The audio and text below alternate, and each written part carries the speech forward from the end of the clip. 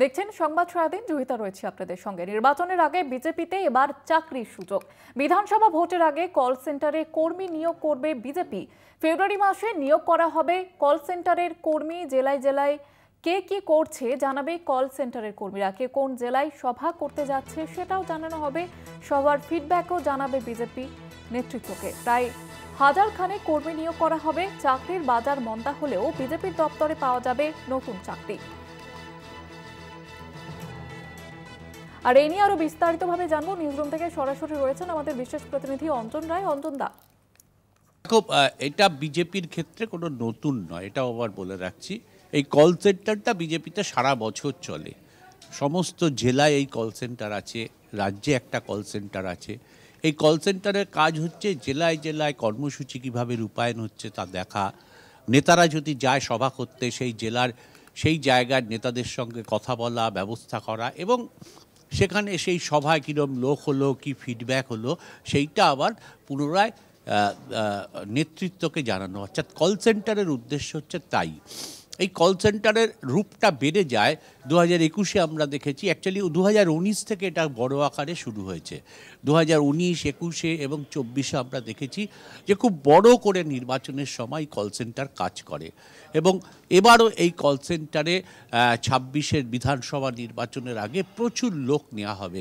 কারণ কাজের পরিধি বেড়ে যায়। প্রধানমন্ত্রী আসেন, স্বরাষ্ট্রমন্ত্রী আসেন, বিভিন্ন রাজ্যের মন্ত্রীরা আসেন, কেন্দ্রীয় নেতারা আসেন। রাজ্যে অতগুলো হেলিকপ্টার বিজেপি থেকে পাঠানো হয়। ফলে এই যে পুরো সিস্টেমটাকে কাজে লাগানো এবং যে জায়গায় যাচ্ছে, সভা করছে, কথা বলছে, সেই জায়গার পরিস্থিতি কীরকম, সভা করে কি ফিডব্যাক, সেইগুলো হচ্ছে কেন্দ্রীয় নেতৃত্বকে জানানো। এই হচ্ছে কল সেন্টারের কাজ। 26-এও বিধানসভা নির্বাচনের আগেই কল সেন্টার হচ্ছে এবং এই কল সেন্টারকে কেন্দ্র করে প্রায় হাজার খানেক লোক নেওয়া হবে জেলা এবং রাজ্য স্তরে। ফলে স্বাভাবিকভাবে একটা চাকরির সুযোগ, বহু লোকে বলছে রাজনৈতিকগতভাবে যে রাজ্যে চাকরির হাহাকার, সেখানে বিজেপির নির্বাচনের সামনে রেখে বিজেপি দপ্তরে নতুন চাকরির উদ্যোগ খুলে গেল। এই কল সেন্টারের যারা কাজ করেন তারা কিন্তু বেতনভোগী, অর্থাৎ তাদেরকে পয়সা দেওয়া, টাকা দেওয়া হয় নির্দিষ্ট নিয়ম মেনে। বিজেপির যা নিয়ম আছে কল সেন্টারে, বিভিন্ন ধাপ আছে, সেই ধাপ মেনে টাকা দেওয়া হয়। অর্থাৎ নির্বাচনকে সামনে রেখে কোনো একটা রাজনৈতিক দলে কার্যত চাকরি পাওয়া যায়, এই জিনিস কিন্তু আমরা জানতাম না, দেখিনি।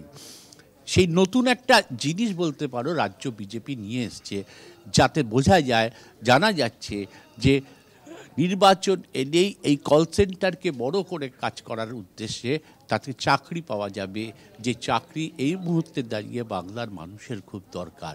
তাই বিজেপি দপ্তরে নির্বাচনকে সামনে রেখে নতুন চাকরির সুযোগ, স্বাভাবিকভাবেই একটা খুশির হাওয়া।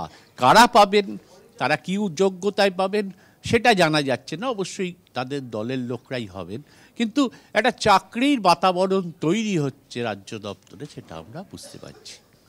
ধন্যবাদ জানাবো অঞ্জন দা।